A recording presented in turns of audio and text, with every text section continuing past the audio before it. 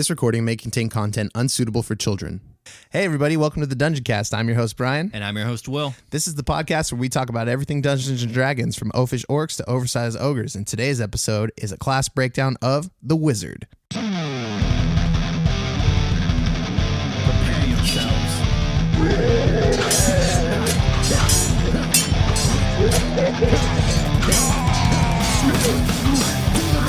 I cast Fireball.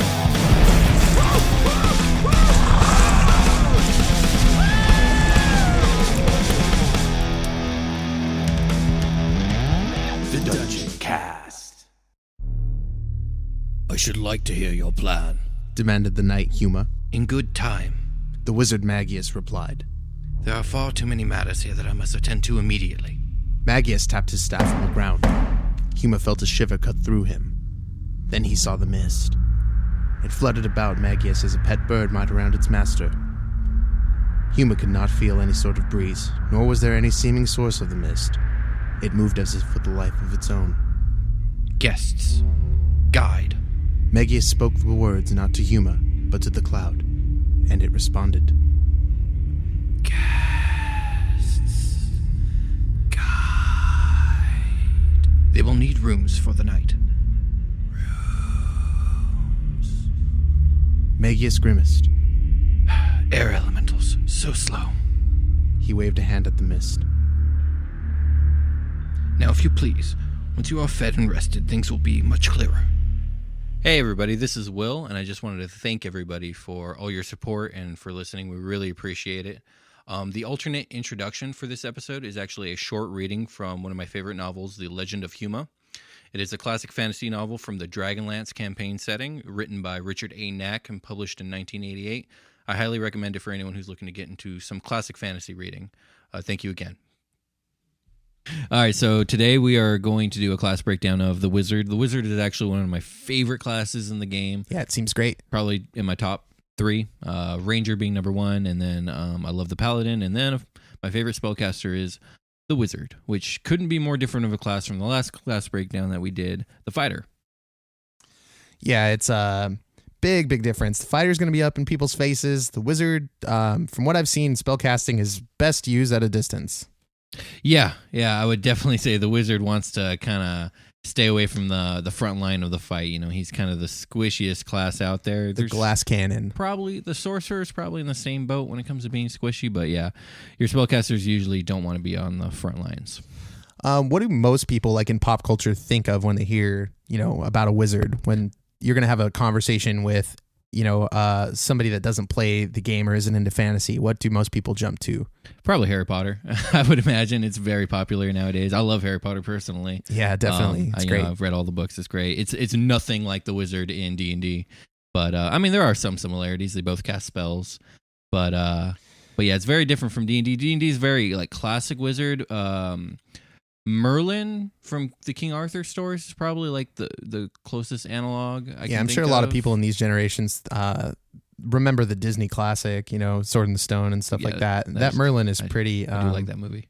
Is pretty used often by writers and people trying to portray a classic version of the Wizard. Yeah, and a lot of wizards in pop culture are actually fashioned very closely after Merlin. They're like analogs for Merlin. Gandalf being one of them. Gandalf is very Merlin-esque. So who is Merlin? It's from King Arthur, right? Yeah, it's from King Arthur. Tales of King Arthur, Arthurian lore. The Mists of Avalon. Merlin, I remember being typically like really smart. Like into alchemy. Yeah. Can do magic, but is very wise, and he's famous for aging in reverse, kind of like Benjamin Button. Is he? I actually don't know that much about Merlin. Yeah, he's born an old man, and he ages into youth. What the fuck? Okay. Yeah, my understanding of him. Stephen King writes a version of Merlin in some of his stories, and that's how he's portrayed. He ages in reverse. Oh wow. Okay, I didn't know that. For me, Merlin's always been very archetypical. He's hyper intelligent, wise old man. Albus Dumbledore. Yeah, Albus Dumbledore. Who again, another analog to Merlin. He was the second one I was going to name. That whole very mysterious, very wise, very smart, that whole deal. Also the long silvery beard. That's he's King Arthur's main what do you call him? Advisor. Yeah, I knew that. Yeah, so that there's a reason for that. And wizards carry on that stereotype today as being of high intelligence. Yeah, and that's what sets the wizard apart from all the other spellcasters in the game of D&D. In D&D, when it comes to spellcasting, you have what's called your spellcasting ability score.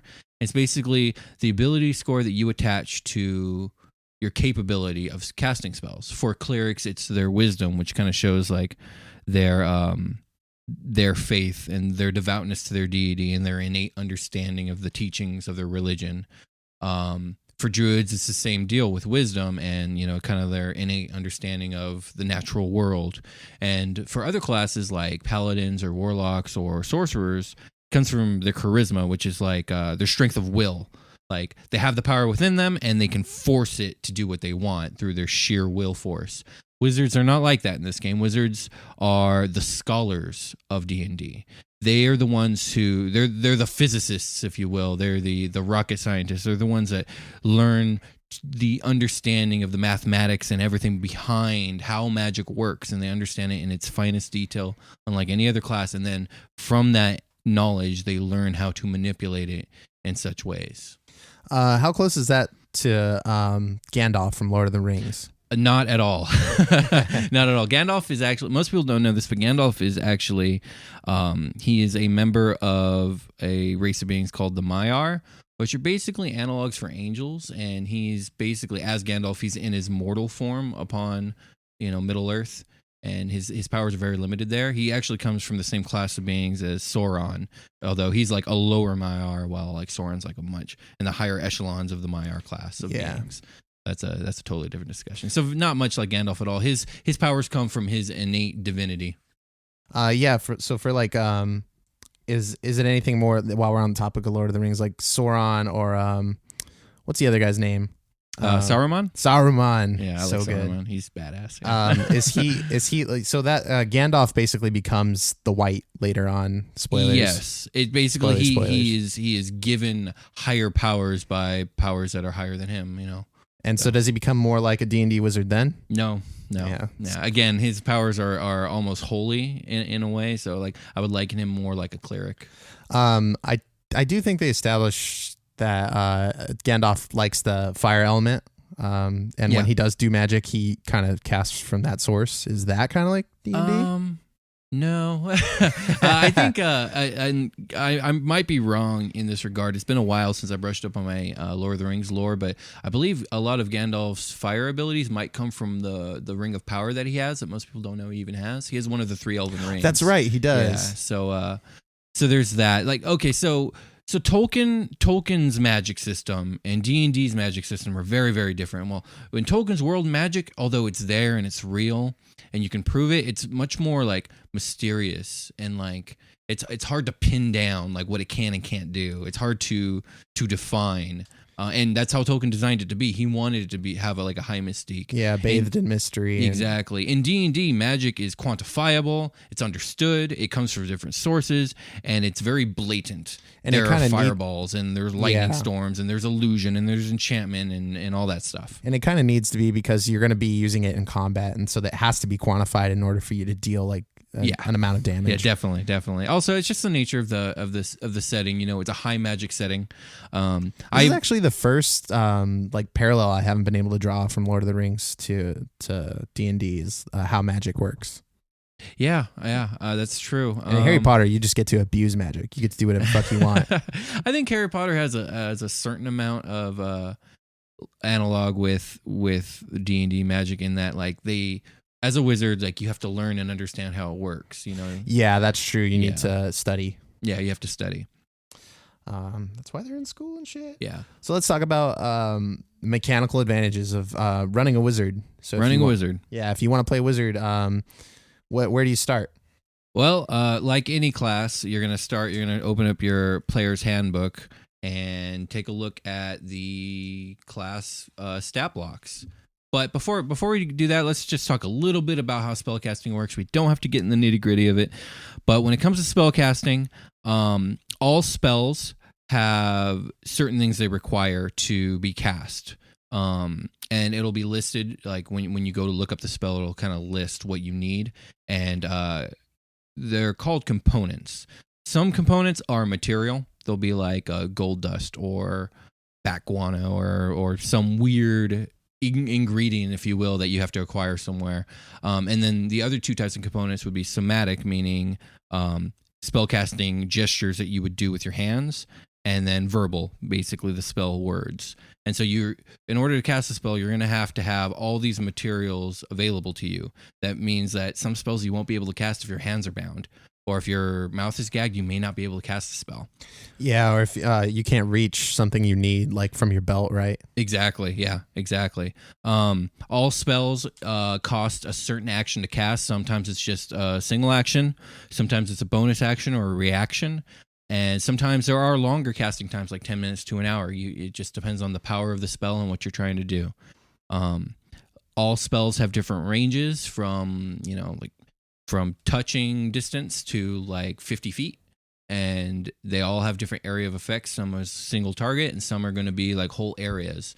And they'll describe like different areas, like a cube or a sphere or a cone or whatever. And all that will be specified in the spell.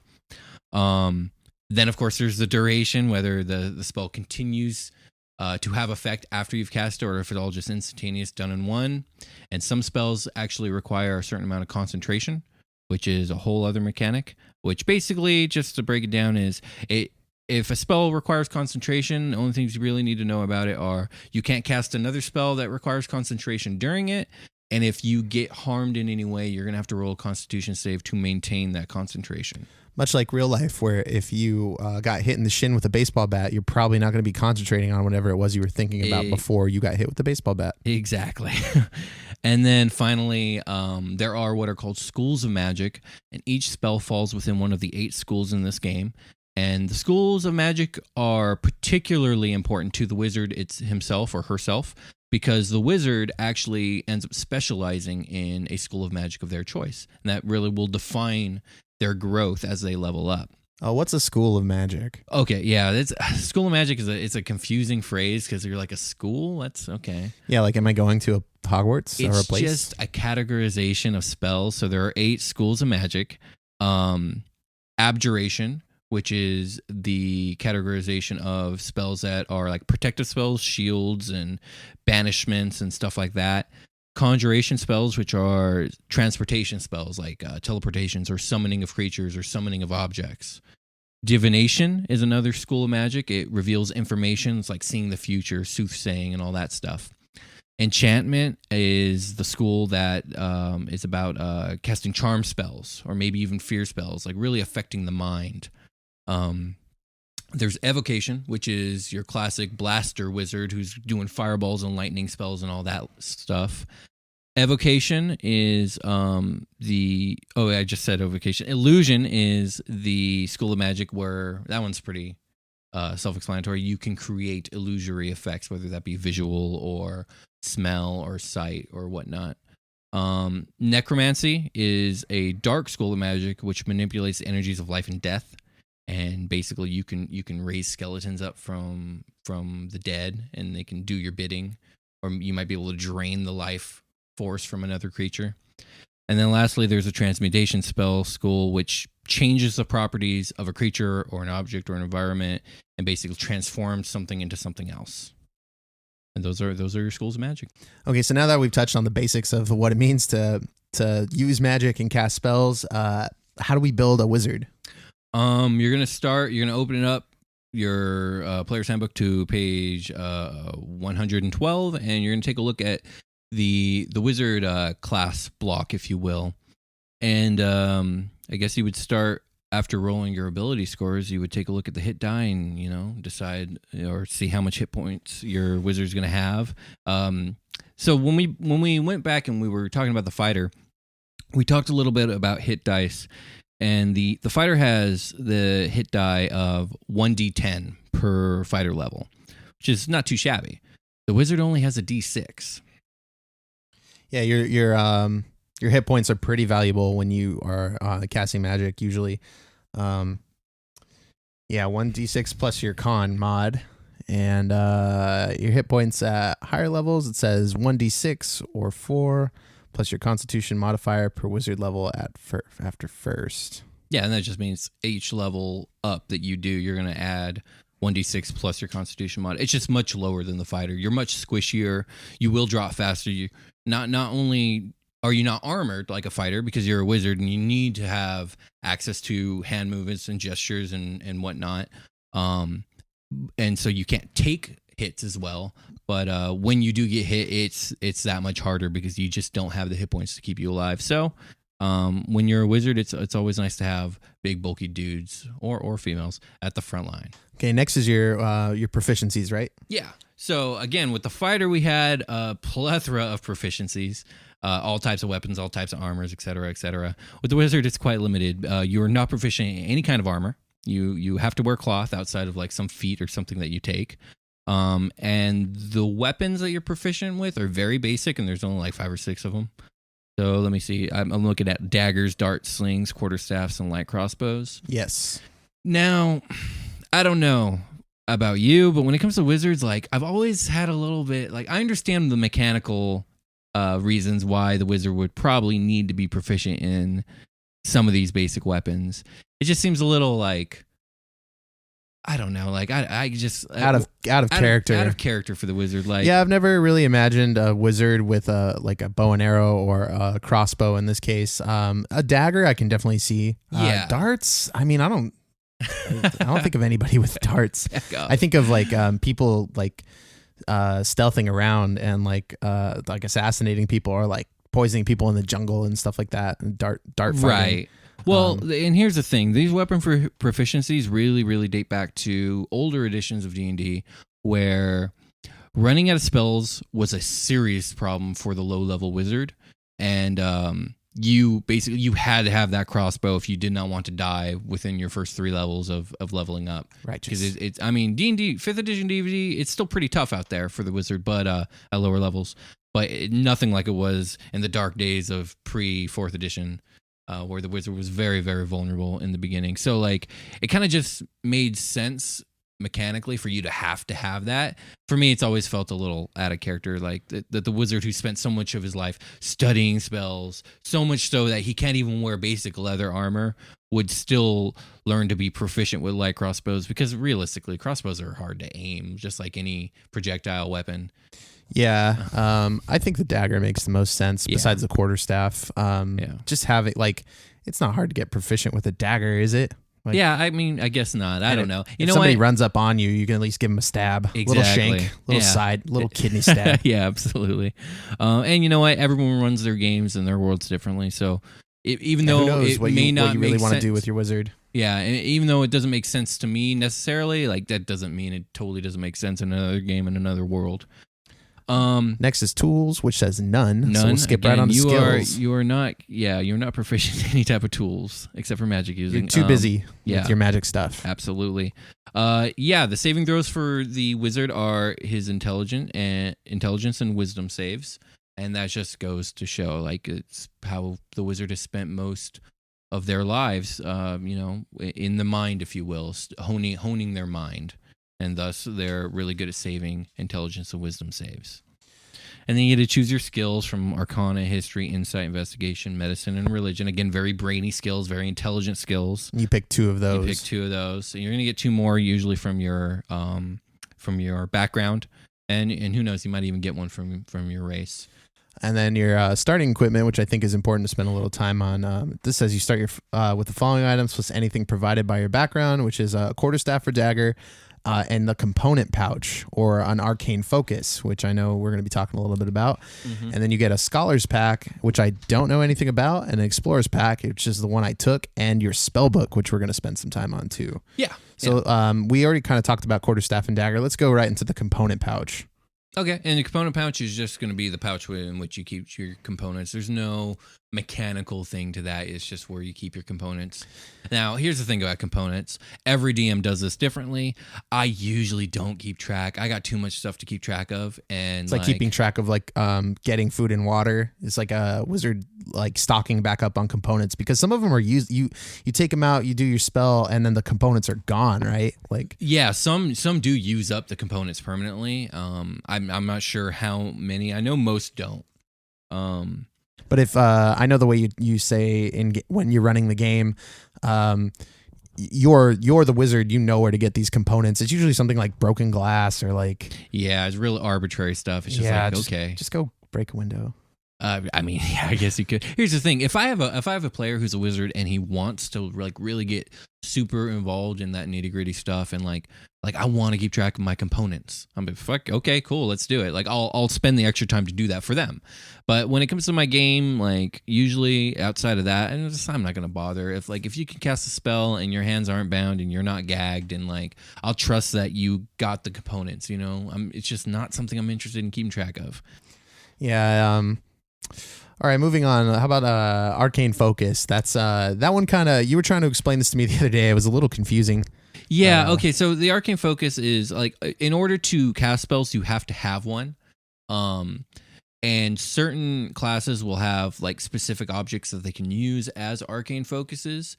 But an Arcane Focus is just something simple, like whether it be a wand or an orb or a staff, something that your character uses to cast spells, and without it, they usually cannot do so. Yeah, it seems pretty popular to, like as a goof almost, to have people use an umbrella. I've seen that quite a bit, actually, like with Harry Potter, Hagrid's using an umbrella to cast his magic. Yeah, that's right. There's a wand in there, right? I think so. I think Hagrid's, the remains of his broken wand are actually embedded in the umbrella. Illegally, I might add, actually. Yeah. Please excuse us if we say something non-canon and you're a fan. I don't mean to offend. Not a Harry Potter expert by any means. I do like it, though, very much. I love Harry Potter. So your Arcane Focus can't be anything. Not usually, no. I know that there are magic items that can also be an Arcane Focus. Or a spellcasting focus. Actually, this is where like we were getting into the specifics of the wording between Arcane Focus and spellcasting focus. Yeah, why you need to differentiate. I don't think there's like an actual reason, but usually Wizards of the Coast is pretty careful in their wording, so they usually word things in such a way so that people can't cheat or like find loopholes and get around stuff. Yeah, or do something you're not supposed, like by cheating we mean like becoming unbalanced, which is to be more powerful in one aspect than you were meant to be. Yeah, exactly. So I mean, for all intents and purposes, the spellcasting focus is an Arcane Focus. So I mean, I don't see any reason to like need to differentiate that at this point of the conversation. Yeah. Besides like getting trained in a dagger or a quarterstaff or like some kind of combat thing like that, this seems like the first thing where it's really starting to get into like your backstory will determine what your Arcane Focus is at the beginning of the game, probably. Yeah, absolutely. It's, it's kind of whatever you choose it to be, because it's no matter what it is, outside of like, oh, well, it's a +1 magic sword. Well, no, it's not, because I'm not going to allow that. But it's all flavor there. So whether you want it to be a wand, an orb, a staff, a totem, a talisman, whatever you want, whatever fits your needs. Yeah, this gives you some freedom to I don't know, like in Inception they had their totems. Is that what they called them? They had to like have it on them and know like, oh, I'm in the real world, or I'm in the dream world. They knew by like the real world object that they kept on them. It could be whatever they wanted to be. So in this case, I guess you could just make it like that and then just flavor it like, oh, this shit does magic now, like, always has. That's the thing. It's not doing magic. You're using it as a focus to perform magic. That's right. It's a channel. Yeah, it's a channel. There we go. So, and then let's go move on to the spell book. The spell book is actually something that sets the wizard again aside from other spellcasters. Well, some classes like the cleric or the paladin, they have access to their entire spell list and they just kind of prepare their spells for the day. The wizard has to learn his spells or her spells and literally write them down and copy them into a spell book in order to hang on to that knowledge. So your spell book is very precious to you as a wizard, and you will over the course of your campaign, fill it up with more and more spells as you level. And then, of course, along the story, you might come across spells on scrolls and then copy them into your book. Cool. That seems good. Yeah, it's a cool little thing. I like spell books. Do you have what comes with the Scholars Pack in there? I haven't read what comes. I had the Explorers Pack, which comes with like a pickaxe and like torches and Kindle and everything you're going to need to be exploring. It had my rope in there. I love my rope. My rope is so cool. Rope's always coming in handy. What does Scholar Pack got in? I have no idea. Let's see. Okay, I pull it up right here.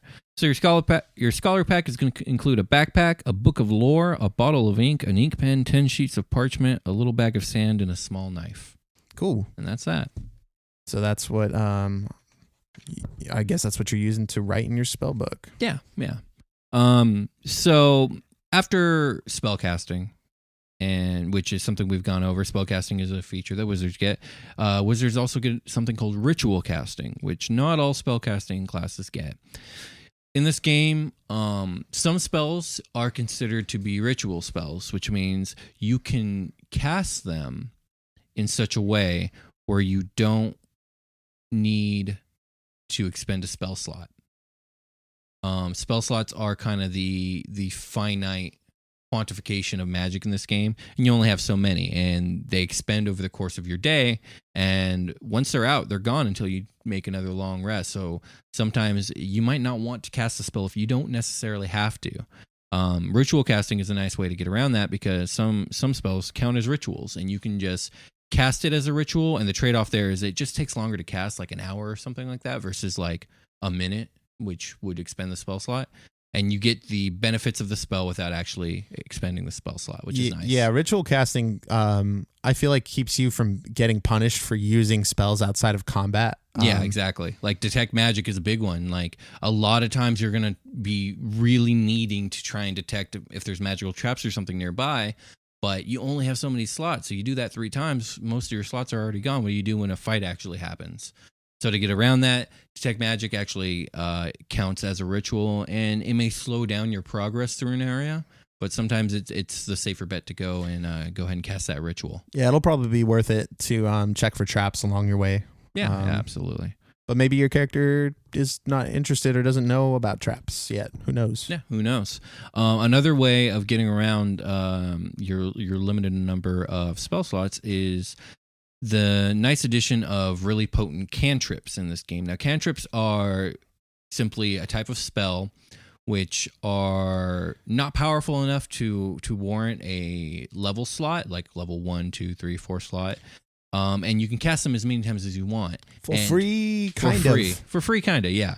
Now, it used to be back in the day, the cantrips were really, really minuscule. Like, they basically were nothing. They're like little sensory effects and stuff that you can do. Make like light and stuff, like a small amount of light or something. Exactly. Like but now cantrips have been really buffed up, and now things like Ray of Frost or Firebolt. Things that do damage.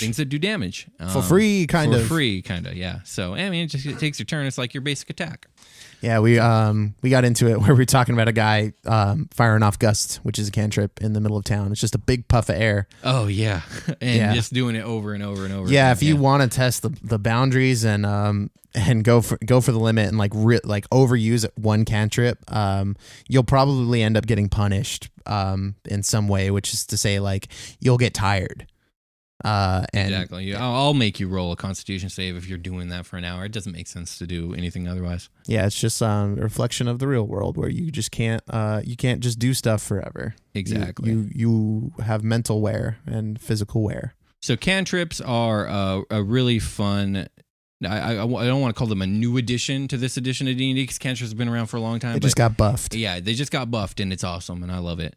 And yet another way to get around your spell slots, which seems to be a running theme for the first level of Wizard, is you get something called Arcane Recovery, where normally you have to do a full long rest to get all your spell slots back. But Wizards get a thing called Arcane Recovery, where once a day, when they take a short rest, they can recover a certain amount of their slots back. I think it's equivalent to half your wizard level with a minimum of 1.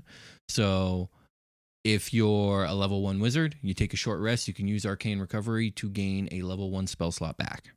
Yeah, and you round up from that. So later on, let's say you're a level 10 wizard, you can restore up to 5 levels worth of slots. So like that could be 1 level 5 slot or 5 level 1 slots or anything in between. This does say that none of the slots can be of 6th level or higher. Okay, so there you go. So.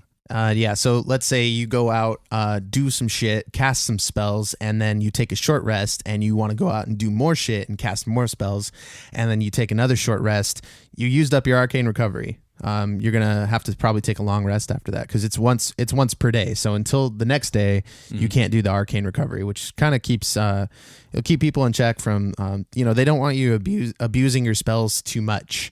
Yeah, because here's the thing about spells in this game. Spells are built in mechanics that literally break the rules. They break the physics of the game. And so magic breaks the laws of normal physics. Exactly. So you have to have things built in that prevent the wizard or any other spellcaster from just going wild with it. And it used to be in like 3rd edition, 2nd edition, all the way back to 1st edition, that at the beginning of a campaign, low level characters, the wizard was almost useless. Just like a bag of HP that was super vulnerable and not very useful. A bag of HP, meat bag. Yeah, but by the end of the game, by like the upper levels of the game, the wizard was so damn powerful that everyone else was obsolete around like the wizard or the druid or whatever spellcaster you had around. Now you're the meat bags. Yeah, so much so that the fighters and whatnot were nothing but bodyguards for their godlike wizard. And I don't really like that. I think that's poor balance. Sometimes I feel like that now when like I did 8 damage and then fucking somebody comes in with fireball and does like 30. Yeah. I'm like, oh my goodness. Yeah, it's true. But they pay for it by expending their spell slots. It's and true. They don't get to do that like a bunch of times. Like a fighter just keeps on hitting and that's that. It's true. But what I feel like 5th edition has done a good job of kind of compressing that, the upper and lower end of that, so that wizards are more useful than they used to be at lower levels, and fighters are more useful than they used to be at higher levels, and wizards aren't necessarily quite as godlike powerful at higher levels in this game. Yeah, so when you become a 2nd level wizard, that's when you get to choose your arcane tradition, which is one of the 8 schools of magic, right? Yep. And while like other classes have archetypes or pacts with greater beings or bloodlines or whatever, wizards have schools of magic, and this is where your specialization is going to kick in, and it's going to continue defining your wizard through the levels. And they're going to do all kinds of things, like if you choose abjuration, you're going to be able to weave magic around yourself for protection. It's not going to cast a spell slot. This is just something that you can innately do, and that's going to level up as you keep going, and you're going to learn how to protect perhaps like your allies and stuff with your projected wards and whatnot. And like each class, just you become more and more specialized in that style of magic, and you're capable of doing things within that school. But it doesn't count as a spell. It doesn't cost a spell slot. School of Enchantment, you're going to get a hypnotic gaze. School of Divination, you're going to be able to kind of divine portents. I think the way that works is like you roll 2 die and 2 like d20s, and you hold those rolls and you save them, and you can actually replace a future roll at some point during that day with that. Oh my god! Yeah, it's pretty cool. Divination is a pretty cool school. That's sick. Yeah, so like and that's the thing, you get to choose. So like if you roll 2 of them and they suck, you don't got to use them. But if you roll like a crit or like 2 really high rolls, like you're gonna feel very confident when it comes to actually using like a big spell or a big anything. You can guarantee it goes off. Exactly. That's really cool. really good, because there are almost no guarantees in D&D when you're at the mercy of the D20. Yeah, absolutely. The School of Evocation, which is the blasting one where you're doing a lot of explosive magic, real damage stuff. Like in Skyrim, it would be the destructive School of Magic. One of the dangers of doing that kind of magic is like you can hurt your allies. Hell, you've seen it a bunch of times with Thanik. Like people get hurt because of him sometimes. Not that he means to. Yeah, no, it happens. It happened to poor Icarus. Yeah, it happened to poor Jake's character. We got to stop opening this wound. Yeah, we do. So I never really, I never thought to. Now that I think about it, games like Oblivion, Skyrim, and like Dark Souls and stuff, that personifies the D&D wizard pretty well. Don't you think? Yeah, actually, yeah, I would say so. Yeah, Elder Scrolls, yeah, definitely very D&D-esque. And a lot of people, gaming today. I was talking to somebody that doesn't really know what D&D is, and we were having like. I felt like I was talking about D&D. We were just talking about Dark Souls. Like, there you cool. go. So there you go. Yeah. Well, okay, so back to evocation wizards, they specialize in that explosive, dangerous magic, and what they're capable of doing, starting all the way at, just at second level, so really early on, they're able to sculpt their spells in order to prevent damage from their allies. This is way cool. Really powerful. That's really cool. Yeah, there's a lot of spells that are like big cubes or spheres that are just going to fuck up anybody standing in that area. Yeah. Shaping your, like... You just make a pocket for your dudes, and they get to just go and not worry about you doing crazy shit because you're going to be fine. That's so good. It's really good. And all the schools of magic, I would say all of them are pretty good. The illusion school, the necromancy school is really cool. You can start like summoning like skeletons. And from my understanding, I haven't ran a necromancer. I haven't seen one ran, but like my understanding is like you could probably slowly raise an army of undead over time. I don't see why not. Just leave them in the ground every time you go back to. Like, if you've got a home base that you're going back to in your campaign, you just have a little plot in your area, and you go back and you just make a few skeletons every time you're there. There you go. And that's be the patient, thing. my darlings. Necromancy's We'll need you someday. Necromancy's a funny school just because it seems inherently evil, but it's an option for you. And like, not that running an evil character isn't an option. It's just usually your characters aren't evil. Yeah, in our campaign now, necromancy is like a taboo. Yeah, definitely. We don't touch the deads. No, and that's partially because your warlock is super paranoid about it all, and they smell nasty, and they smell gross. So I mean, with the wizard, it kind of goes on to your growth. Basically, is the growing specialization of your school, which you get like every 3 or 4 levels. So you get another arcane tradition feature. You're going to get your ability score improvements and like your optional feats, just like any other class. And then the only other thing that's really like improving and defining your wizard is learning new spells and getting higher and higher spell slots. So the wizard, more than any other class, really like grasps and dives right into spell casting. It is what they do. It is their life's blood. It is everything to the wizard. And by the time you're a 10th level wizard, you seem pretty fucking powerful. Hell yeah. Well, look at Thanik. He's not even a wizard. He's a warlock. That feels ridiculous. Yeah, he's really powerful. Sometimes when he's doing stuff, he makes me feel like real small. Yeah. And that's... I'm just a lowly fighter. That's one of the side effects of being a basic class like the fighter. I'll just swing my sword over here. Thanks. Don't worry. The fighter gets really cool stuff as it keeps leveling, so I'm sure you'll be Oh, happy yeah. with No, that. I'm not unhappy with my fighter at any means, but in the lower levels, when he was throwing out fireball against like stuff that is weak to fire, it's like my damage is so small compared to his. But my character racks up damage pretty quick if you leave him unchecked, which happens a lot. People want to go for the wizard, and I'm standing in front of them. So that's pretty good. I do like being the team's front runner bodyguard. Yeah. There's synergy there. The wizard needs a fighter, and the fighter really benefits from having a wizard on the team. So, that's what D&D's about. That's why you're a group. Like, you all need each other. So. Yep, we have a ranger. He finds shit and gets us through places. Yeah, and he's sneaky. And we have a non-sneaky dragon man healer. Yeah, it's true. It's true. And also your warlock doubles as a healer too with his cleric multi-class. That's right. He did do that. And that's been helping a lot. My ointment finally ran out. I had a King of Tomes ointment that had 5 uses, and it is gone, and I feel real vulnerable sometimes, but not with these guys around. Yeah, there you go. What else we got for the wizard? Anything else we want to get into? I know there's like really cool high level stuff, but that's just like every character. Once you get up to 18, 19, 20, you're balling. Yeah, the higher levels are like almost a totally different game to me, because like the lower levels, like you have to really worry about death is very serious danger around the corner. You never know what you won't be able to handle, what you'll need to retreat from. By the time you guys are getting in the high levels, like you guys can take on some really heavy stuff, and we're just gonna have to see how that goes. I don't want to really get into the high level stuff in this podcast. But I do want to try something. I want you to build a wizard, and let's see how it goes.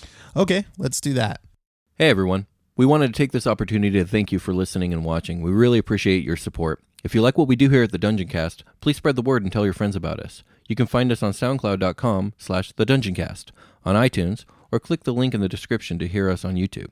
Please don't forget to like and subscribe, and if you have a question, suggestion, or just want to say hi, feel free to leave a comment. You can also reach out to us on Twitter at The Dungeoncast, or send us an email at thedungeoncast@gmail.com. That's it for the break. Enjoy the rest of the show.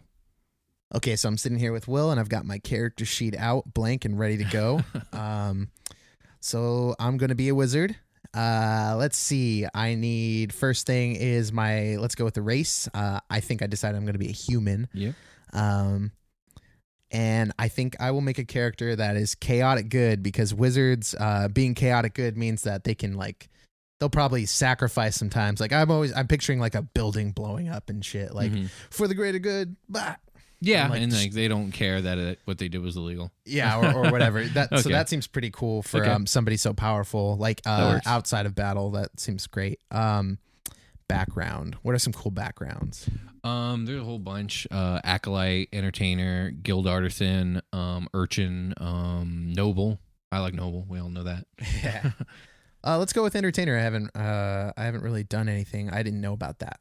Okay. One. Yeah, entertainer's cool because you get proficiency in an instrument, you get acrobatics and performance, I believe, as your skills. Let me look this up. Acrobatics and performance. That sounds like an entertainer to me. Go ahead and mark those down as proficiencies.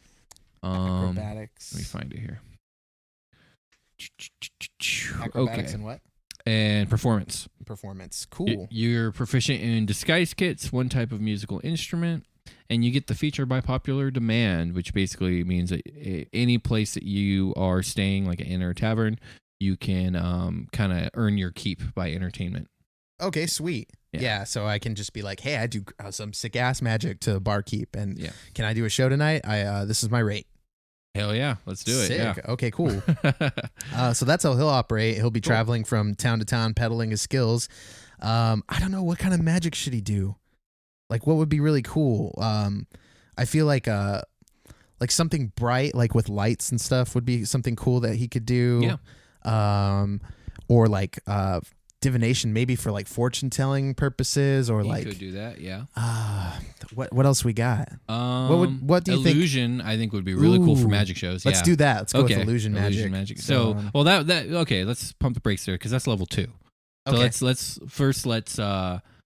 let's roll your ability scores first thing. That's the first thing we should actually do, because that's going to define everything. So I'm rolling. We're going to do this the traditional way, not my homebrew way, since we're doing this for a podcast. So you're going to roll 4d6s, and you're going to add the highest numbers together. Okay. Do you want to write these down for me while I roll them? Yeah, sure. Okay. So we're going to do strength first. Yeah. You don't have to pick the abilities. Just you're going to roll 6 and then I'll put them where you want. Okay, so roll 4d6s. What do we got? 1, 6. Okay. 3. And 1 again. Okay, that's a 10. Okay, so for the next one, 2, 2, 5, and 4. Okay, that is an 11. 5, 2, 2, 3. I'm bumping in a lot of 2s. Yeah, I think that puts you at 10 again. Oh, shit. You're very mediocre so far. I'm just a regular dude. You're a really shitty wizard. 4. Good. Oops. 4, 6. Oh, hell yeah. And 5. Oh, damn. Good okay. set. Good what set. What is that, 15? Yeah. Nice. 4, 4, 6, 5. Yeah. Okay. How many more do I got to go? Yeah, 2 more to go. Okay. 6. 4. Fire. 6. Holy crap. I swear to God. 2. Oh, okay. I was going to say. We need a camera on this. People aren't going to believe me. Yeah, that's a 16. Okay, you got one more. Cool. You got a good fucking wizard. 5. Okay. 3. Okay. 4. Yeah. 1. Okay, that is I can do math, 12. Nice. That's a nice, well-rounded stat. You got a 16, a 15, a 12, and then a bunch of bullshit. Cool. The bullshit is what I need to fill I out. will hand this to you. Okay, sick. Go for it. And then I just allocate these how I want, right? Yeah. I would say intelligence or dexterity should be your highest. Intelligence, probably. Do you have the pen? Oh, yeah, I do. Here you go. Thank you. Okay.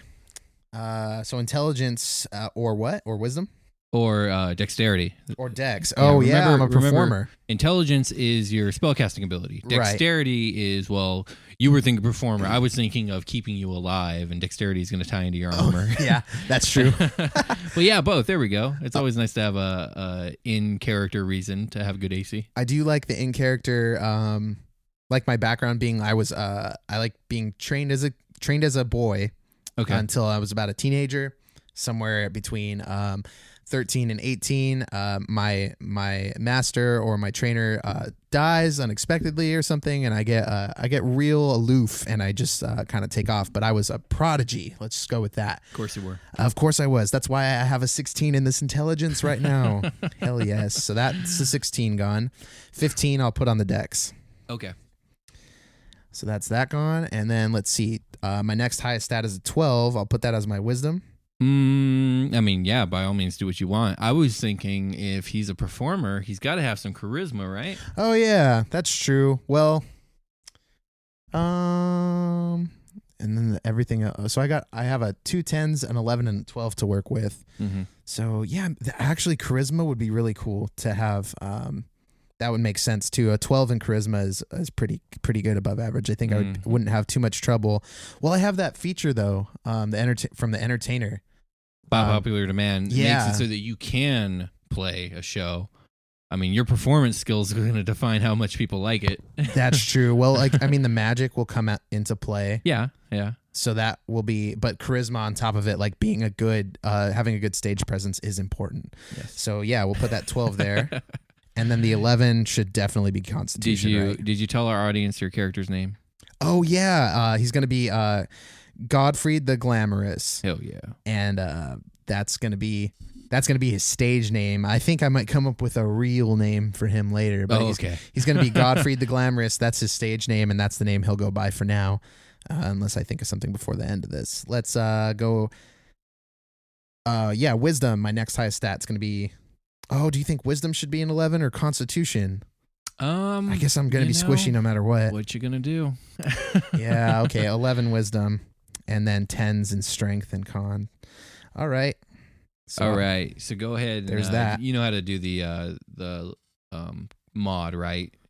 Yeah, for every even above 10, you get +1, right? Yeah. So 10 is a 0. Yeah, that makes 15 is a 2. Yep. And 16 is a 3. Wait. I just thought we haven't actually applied your human benefit, which you get to add a +1 to 2 scores of your choice. Ooh. Ooh, shit. You might want to turn a couple of those odds into a couple more evens. Yeah, I'm definitely doing the dex. So that's a 16 for dex. Yeah. And human. Yeah, human's cool. And then wisdom, that'll make it a 12. Hell yeah, there you go. Cool. All right, now do your wow, mods. buff. I'm a buff man. Yeah, not too Okay, shabby. so I got 0 strength. I got a 3 in dex now. 0 constitution. I got a 3 in intelligence. I've got a 1 in wisdom and a 1 in charisma. There you go. All right, cool. So let's move on. Let's start with your hit die. You get 1d6 per level. Okay, so for the first level of any character, when it comes to hit die, rather than roll the hit die, you just max it out. So your 1d6 is just a 6 plus your con mod, which is what, 0? Yeah. You said 0. So 6 for level 1, and then for level 2, you're going to go ahead and roll that d6. Okay, here we go. And add a 0 to it. 6. Oh, Jesus. Oh, nice. Okay, so 12. 12. Yeah, nice. So 12 is your HP. Okay. Armor, you're wearing cloth, so you don't add anything but your dexterity mod. So everyone has a base 10 for when it comes to armor. So I've got a 13 AC. So you have a 13 AC, yeah. That's a little rough. Yeah, well, you're used to your fighter, so. Yeah. Go ahead and pick 2 skills from this list. Are you ready? Yeah. Arcana, History, Insight, Investigation, Medicine, and Religion. Ooh, I think Arcana, yeah, given, definitely. Yeah. And then, so I fill in the little bubble, right? Yeah, you're gonna fill in the bubble. Yeah, it's been a while since I built a character. I would argue that as a performer, maybe insight, reading a crowd's important. No, yeah, definitely. I was thinking about that too, so I can detect people trying to swindle me out of my money too, for whatever reason. Yeah, so insight, because this guy, cheap-ass innkeepers. man, what is it with me and like trying to get my money? I don't know, man. Games. I think you're discovering something about yourself. Okay. All right. So, so I don't want to even get. We'll pick some cantrips. How about that? We'll pick some cantrips. Oh yeah, definitely. All right. I was like, let's not pick spells, but fuck that. Let's pick spells. Cantrips have to be chosen wisely because they're going to be the main thing I perform with because they're free as fuck. It's true that they are, and you fucking get love free shit. you're gonna know 3. So I'm gonna go ahead and list them to you, and when you want them, just say, hey, that one. Can you flavor Gust to I'm a Last Airbender fan, and there's this scene where he gets these little marbles and he like spins them in his hand with air. Not Gust. Okay. Be able to do that. Is there something like that? I don't know. Mage Hand. It's like air manipulation. Mage Hand. But is there a way I could like kind of? It's funny. I would like minor him to, illusion. Yeah. Okay. Let's go with minor illusion as one of my minor cantrips. Illusion. Bam. Where do I write Done. that? Attacks and spellcasting, right? Sure. Okay. Wherever is most coherent for you. Okay. How about on this paper over here until I decide? Minor illusion. Minor illusion. That's a good one. I think prestidigitation is a must for a performer. You're going to do all your sensory effects, all your sounds, and all your smells, and all your sparkles and. How the hell do I spell prestidigitation? Oh, geez. Don't worry about it. Okay. But moving on. Okay. Prestidigitation. And I mean, you got to have at least one damaging one, right? Because how about fire? How about burning hands? Burning hands is a cantrip, right? That is not a cantrip. Oh wait, no, that's the level 1. Fireball. Okay. Firebolt. Firebolt? Firebolt is your cantrip. What does firebolt look like? I think it's just a D10 of fire damage, and I just think it's like a very small fire beam. I don't know why I'm doing this gesture with my hand, like audience can see this. Throwing a whip. Yeah, because I picture a wand, and I'm just like coming out of the hand. Okay, well firebolt. now that I'm imagining a wand in your hand, you look not crazy. Okay, so firebolt's a good one. I like firebolt. I'll flavor it so I can like puff it. Can I like just kind of shoot it? I don't know. Yeah, sure. Maybe. Why not? Fuck it. I want everything to be. All the cantrips are going to be for my show. Yeah, and they're gonna have one a should do pizzazz on damage. them. Yeah. So I'll flavor it so they. Let's see what else we got I'll here. come up with a routine with firebolt.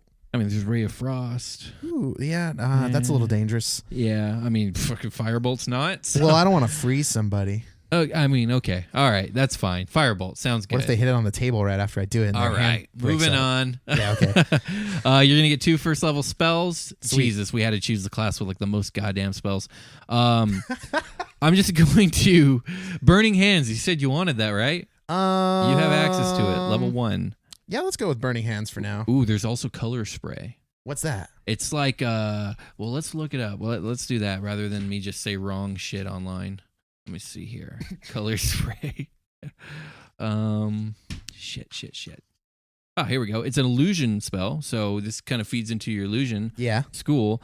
A dazzling array of flashing colored lights spring from your hand. Roll 6d10. The total is how many hit points of creatures the spell can affect. Creatures in a 15-foot cone originating from you are affected in ascending order of their current hit points. I want it. Yeah. Starting with the creature that has the lowest current hit points, each creature affected by this spell is blinded until the spell ends. And so it's a blinding spell, if you will. Hell yeah. Yeah. Okay. And, it gets more and more powerful as you get higher up in the spell slot level. So Color Spray. Color Spray is on there. I can. I'm imagining a scene where my audience is outside while I'm doing a show, and a monster comes up, and I gotta kill it, and I gotta make it look like part of the show. Mm-hmm. It'll be a funny scene. Okay. Anyway, cool. so I got that one. Let Color me see what? here. Color Color Spray. Spray. Okay, Yeah. I gotta not forget that. Let's Color see spray. here. Damn, now I want to run this guy. Like, there's a lot of cool ones, man. You got like Find Familiar. You can kind of like find an arcane pet that just like could be your show pet. Can I change my appearance with any of these spells? Let me see here. I want to say you can, but I'm not seeing it. Hold on. Disguise Self. That's probably exactly what you want. Is that a level 1? Yep. Okay, cool. It's a level 1, so yeah, grab that one. Disguise Self. Disguise Self. I would highly recommend after those 2, you learn the spell Shield. That's just my. Oh wait, you're only level 1. Oh no, you're level 2, so you get another first level spell. Yeah, we're building a level 2 wizard. I would say Shield, just because sometimes something really big is gonna get at you, and sometimes being able to shield it is your last resort. Yeah, I will be traveling, and I will probably have to deal with ruffians, and I will probably have, if I'm good at what I do, which I think I am, have lots of money on me at some point. So if I'm not like a down on my luck sort of guy that spends it all on booze, I might be a boozer. I don't know. Yeah, you could be. I'm probably a down on his luck boozer. I probably need a reason to join a party and start doing some actual good. Maybe blame yourself for your master's death. Yeah, it could be that. I could have fucking set his house on fire while he was sleeping. Yeah, there you go. I was just trying to practice my magic. Okay, so the last thing outside of like the little details we don't need to get into is your school of magic, which you chose as an illusion. Let's go over what you get at level 2. When you select the school of magic at 2nd level, all the gold and time that you must spend to copy an illusion spell in your spellbook is halved. That's all the schools of magic are like that. Sick. Then you get improved minor illusion. When you choose the school at 2nd level, you learn the minor illusion cantrip. If you already know this cantrip, you learn a different wizard cantrip of your choice. Oh, so now I get to, since I already picked minor illusion, I probably get to do another one. Yeah, you get to pick a different one, yeah. Sick. The cantrip does not count against your number of cantrips. No, and when you cast minor illusion, you can create both a sound and an image with a single casting of the spell. So it just makes you a little bit better at it than other wizards. Sweet. What other cantrip should I pick then? Let's go take a look. I got prestidigitation and minor illusion, which means I'm making you see and sense shit that may not be there or improve upon it. Okay, I'm just gonna list out some cool ones. Dancing lights, I think it's. Oh yeah, that one. I already knew I wanted that one. Okay, I forgot all right, about it. that was easy. Jesus. I need a light. Lights are part of like the show. spinning. They could be colored. They could do whatever you want. So. Dancing lights. There we go. I think that's it. That's your guy. Dude, this is pretty cool. He's doing like, I want to run this guy. Or I'll probably use him as an NPC at some point. Yeah. That's like doing cool magic. Welcome and shit. to my world. I know. You build a guy and then you got to fucking throw him away. Yeah. Throw him right in the garbage. Yeah, there it is. Because, we've had an NPC with us for a couple games. Yeah, you've had a couple NPCs. Yeah, they're palling around, being useful. Yeah, that they are. All right, so we're gonna post this, right? We're gonna post this where on? Yeah, we're gonna throw this. We're gonna build this character. We've built this character. We're planning on uploading this character sheet like a scan and then putting it onto all of our social media. So follow us on Twitter at the Dungeoncast. We'll probably end up putting it on a Facebook as well, and we're gonna be starting up an Instagram account. We're gonna put it there. So hopefully by the time you hear this, all that stuff will be up and running, and we will have. We will have everything that we did today up for you to see. And for the future, every character that we build for an episode, we're going to do the same thing. So you get to see what kind of characters we're building here and get an idea of not only building a character for you to run in a game, but if you are trying to build NPCs with some flavor, here's like a cookie cutter version of some stuff that we're doing. So feel free to use it. All right, everybody. With that, we're going to call it a game. Now I'm going to pass the torch to a man who just wants to light up your way. You guessed it. It's the Sage DM. Go ahead and take it away, Sage DM. Hey, everybody. Sage DM here with your Sage DM advice for the week. Remember, give a man a match and he'll be warm for a minute. But set him on fire and he'll be warm for life. That's all I got this week, folks. Goodbye.